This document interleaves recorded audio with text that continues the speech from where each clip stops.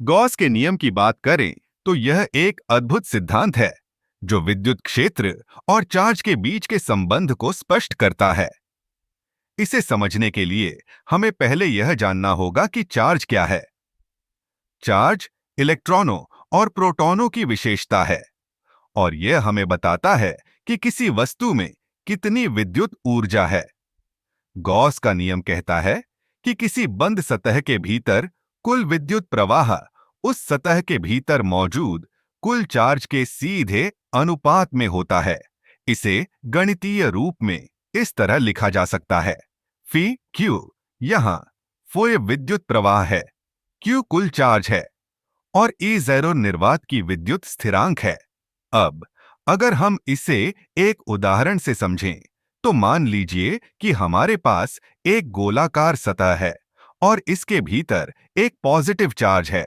इस चार्ज के चारों ओर एक विद्युत क्षेत्र उत्पन्न होता है। जब हम उस सतह पर विद्युत प्रवाह की गणना करते हैं तो हम देखेंगे कि यह चार्ज जितना बड़ा होगा, विद्युत प्रवाह भी उतना ही बड़ा होगा।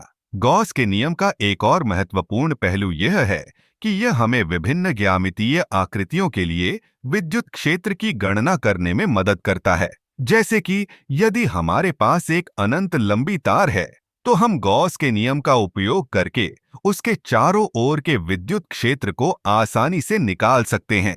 इस नियम का उपयोग करके हम यह भी समझ सकते हैं कि विद्युत क्षेत्र कैसे चार्ज के वितरण पर निर्भर करता है।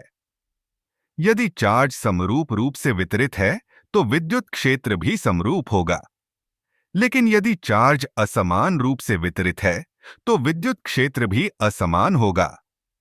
गॉस का नियम न केवल विद्युत क्षेत्र के अध्ययन में महत्वपूर्ण है, बल्कि यह भौतिकी के अन्य क्षेत्रों में भी लागू होता है, जैसे कि मैग्नेटिज्म और ग्रेविटेशनल फील्ड। यह हमें यह समझने में मदद करता है कि कैसे चार्ज और क्षेत्र एक दूसरे के साथ इंटरैक्ट करते हैं।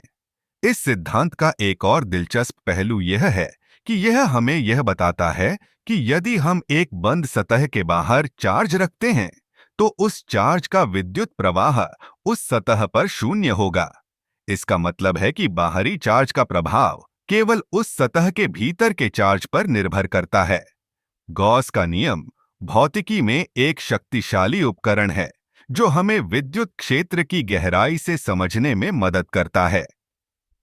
यह सिद्धांत न केवल वैज्ञानिकों के लिए बल्कि छात्रों के लिए भी एक महत्वपूर्ण आधार है जो विद्युत और मैग्नेटिज्म के जटिल विषयों को समझने की कोशिश कर रहे हैं।